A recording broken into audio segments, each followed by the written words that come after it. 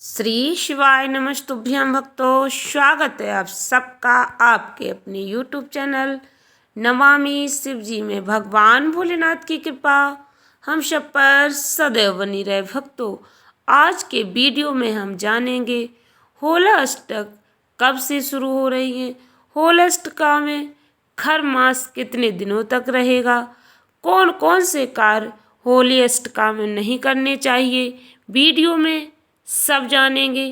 Video में आगे बढ़ने से पहले कमेंट बॉक्स में पूरे भक्तिभाव के साथ हर हर महादेव, जय श्री कृष्णा अवश्य लिखें। चैनल पर पहली बार विजिट हुए, पहली बार मेरी आवाज़ सुन रहे तो चैनल को सब्सक्राइब करके बेल आइकन अवश्य दबाएं। इससे हमारे वीडियो की नोटिफिकेशन आप तक पहुंचती रहे और आपको नई नई जानकारी मिलती रहे। भक्तों, जैसा कि आप सभी लोग जानते हैं, इस बार होली 25 मार्च को मनाई जाएगी। इससे ठीक पहले 8 दिन पहले होला अष्टका शुरू हो जाती हैं। होली अष्टका में कोई भी शुभ कार्य नहीं किया जाता है। भक्तों, इस बार होली अष्टका के बाद खर मास भी रहेगा। खर मास होली अष्टका शुरू होने से पहले ही लग जाएगा। इसके बाद 1 महीने तक खरमास रहता है। होली अष्टका और खरमास दोनों ही रहेंगे। होली अष्टका और खरमास के बीच ही होली का त्यौहार मनाया जाएगा और चैत्र नवरात्रि का त्यौहार मनाया जाएगा। भक्तों, होली अष्टका और खरमास में भूलकर भी ये कार्य नहीं करने चाहिए। कोई भी मांगलिक कार्य इस समय नहीं करना चाहिए। खर मास के समय सूर्य की गति धीमी रहती है, ग्रहों का गोचर भी विपरीत रहता है। इसलिए होली अष्टका और खर मास के बीच कोई भी मांगलिक कार्य नहीं करना चाहिए। इसका शुभ परिणाम नहीं प्राप्त होता है। कौन कौन से शुभ कार्य, मांगलिक कार्य जिन्हें नहीं करना चाहिए, जैसे कि गृह प्रवेश, मकान का निर्माण। आप नया मकान बनाने की सोच रहे तो आप खर मास में नया मकान निर्माण ना करें। आप जो भी कार्य करना चाहते हैं उसे खर मास शुरू होने से पहले ही कर लें। उसके बाद जब खर मास समाप्त हो जाए तब आप कोई भी नया कार्य करें, जिससे उसके शुभ परिणाम आपको प्राप्त होंगे।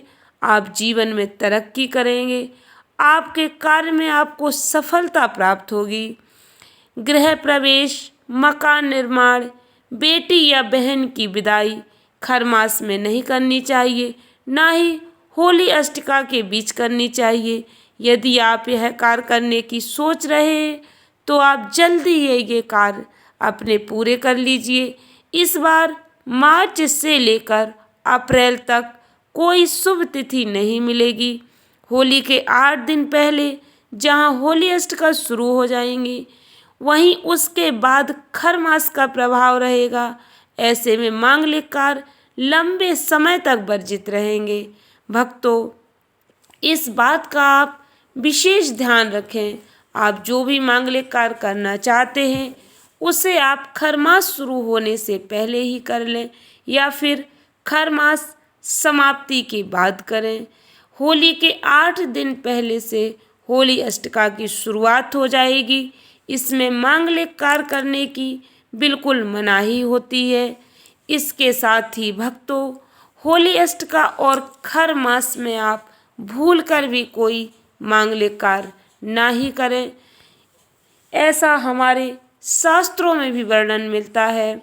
खर मास और होली अष्टका के बीच आपको कोई शुभ मुहूर्त नहीं मिलेगा, कोई भी शुभ कार्य करने के लिए, मांगलिक कार्य करने के लिए। इसलिए आप जो भी कार्य करना चाहते हैं उसे होली अष्टका या खर मास शुरू होने से पहले ही कर लें, क्योंकि इस बार खर मास होली अष्टका से पहले ही लग जाएगा। इसकी वीडियो मैंने पहले ही अपलोड कर दी है, आप चैनल पर जाकर चेक कर लीजिए। क्योंकि खर मास और होली अष्टका के बीच ग्रह उग्र अवस्था में रहते हैं, इसलिए कोई भी मांगलिक कार्य करना शुभ नहीं माना जाता है। भक्तों, भगवान सूर्य के राशि परिवर्तन के साथ ही मांगलिक कार्यों पर विराम लग जाएगा। सभी मांगलिक कार्य करना वर्जित हो जाएगा। 14 मार्च को सूर्य मीन राशि में प्रवेश करेंगे और 13 अप्रैल तक मीन राशि में विराजमान रहेंगे। भक्तों, इस एक महीने में सभी मांगलिक कार्यों पर रोक रहेगी। कोई भी शुभ मुहूर्त नहीं मिलेगा। इस समय मांगलिक कार्यों पर रोक रहेगी। इस अवधि में भक्तों, आप इस समय में, इस एक महीने के समय में धार्मिक कार्य, पूजा पाठ, हवन आदि कर सकते हैं, लेकिन किसी भी तरह के शुभ और मांगलिक कार्य, विवाह, मुंडन, गृह प्रवेश, नए गृह का निर्माण शुरू करना, वाहन खरीदना, जीवन से जुड़े हुए नए कार्य आप नहीं शुरू कर सकते हैं, क्योंकि इसके शुभ परिणाम नहीं मिलते हैं। सूर्य भगवान की गति धीमी हो जाती है। सूर्य भगवान इस एक महीने अपने गुरु बृहस्पति की सेवा में रहेंगे, इसलिए सांसारिक जीवन में मांगलिक कार्यों पर रोक लग जाती है। भक्तों, भगवान सूर्य कुंभ राशि से निकलकर 14 मार्च को रात 12:24 पर मीन राशि में प्रवेश करेंगे। इसी के साथ खर मास की शुरुआत हो जाएगी। सूर्यदेव मीन राशि में 13 अप्रैल रात 9:03 तक रहेंगे। इसके बाद वह मेष राशि में प्रवेश करेंगे। इसके साथ ही खर मास का समापन हो जाएगा। सूर्यदेव मेष राशि में प्रवेश करेंगे, उसी समय खर मास समाप्त हो जाएगा। खर मास समाप्त हो जाने के बाद शादी, विवाह, मुंडन, गृह प्रवेश, विदा आदि कार्य किए जा सकते हैं। भक्तों, होली अष्टका की शुरुआत 17 मार्च से होगी। पंचांग के अनुसार होलिका दहन से 8 दिन पहले होलाष्टक की शुरुआत हो जाती है। 17 मार्च से होलाष्टक शुरू हो रही हैं और इनका समापन 25 मार्च को होगा।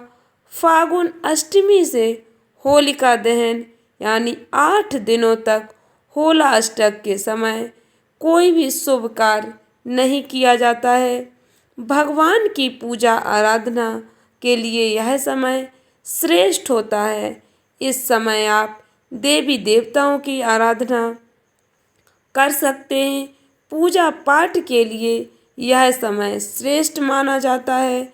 इन 8 दिनों के मध्य होला अष्टका के समय विवाह संस्कार, मुंडन संस्कार, गृह प्रवेश, मकान, जमीन, वाहन आदि का खरीदना या बेचना दोनों ही निषेध माने गए हैं।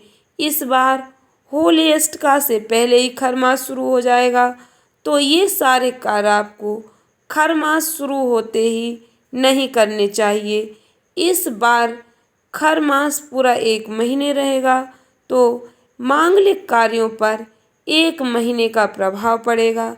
1 महीने तक कोई भी मांगलिक कार्य नहीं किया जाएगा। भक्तों, खरमास प्रत्येक वर्ष में 2 बार लगता है। खरमास 1 साल में 2 बार आता है। खरमास में सूर्य अपने गुरु ग्रह की सेवा में होते हैं। इसके कारण शुभ कार्यों पर सूर्य भगवान का प्रभाव कम हो जाता है।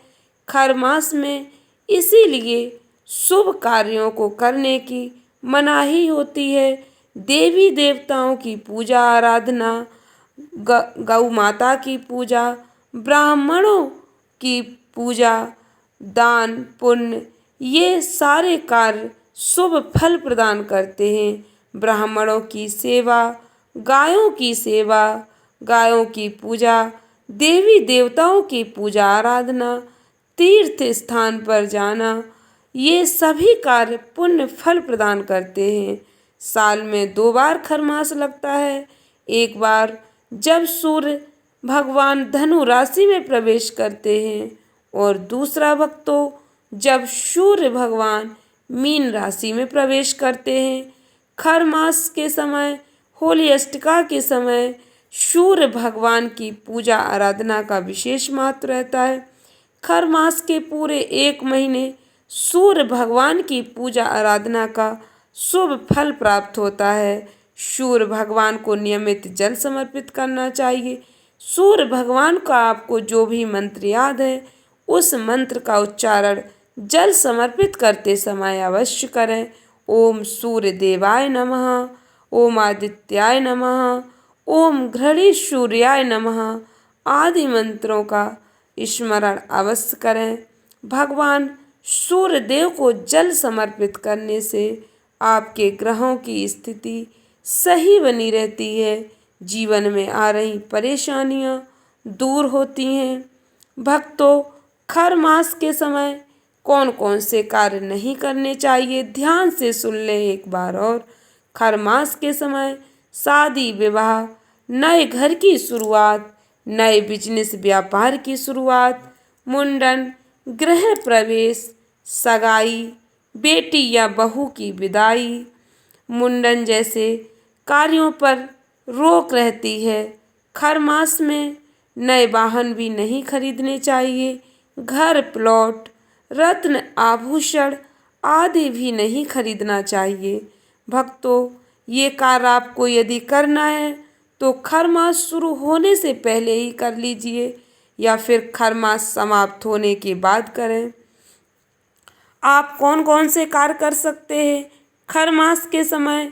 दान, जप, तप, गुरु, गाय और साधु सन्यासियों की सेवा, तीर्थ यात्रा, भगवान सूर्य देव को जल समर्पित करना, ये सारे कार्य करने से शुभ फलों की प्राप्ति होती है।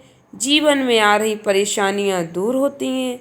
भक्तों इस बार खर मास में ही होली और चैत्र नवरात्रि का त्यौहार मनाया जाएगा। नवरात्रि, होला अष्टक और होली जैसे त्यौहार खर मास के समय ही पड़ रहे। ऐसे में कोई भी धार्मिक कार्य, पूजा पाठ, हवन आदि आप कर सकते हैं, लेकिन किसी भी प्रकार के शुभ और मांगलिक कार्य नहीं किए जाएंगे।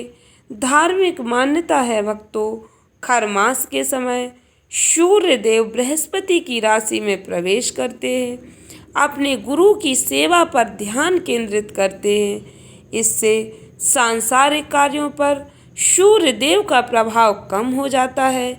ऐसा कहा जाता है इस कम प्रभाव की वजह से ही खर मास के समय किए गए कार्य शुभ फल नहीं प्रदान देते, शुभ फल नहीं प्रदान करते हैं, शुभ कार्य अधिक सफल नहीं होते हैं। कहने का तात्पर्य है इसीलिए इस समय कोई भी शुभ कार्य नहीं किया जाता है।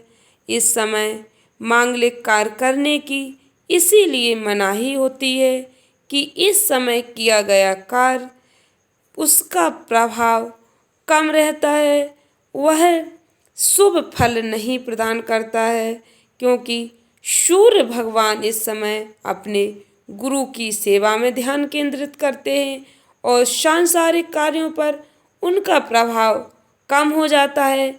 इससे शुभ कार्य सफल नहीं होते हैं भक्तों। इसलिए खर मास के समय शुभ कार्य नहीं करने चाहिए। आशा करती हूँ जानकारी अच्छी लगी होगी, उपयोगी लगी हो तो वीडियो को अधिक से अधिक भक्तों में शेयर करें। धन्यवाद भक्तों। श्री शिवाय नमस्तुभ्यम।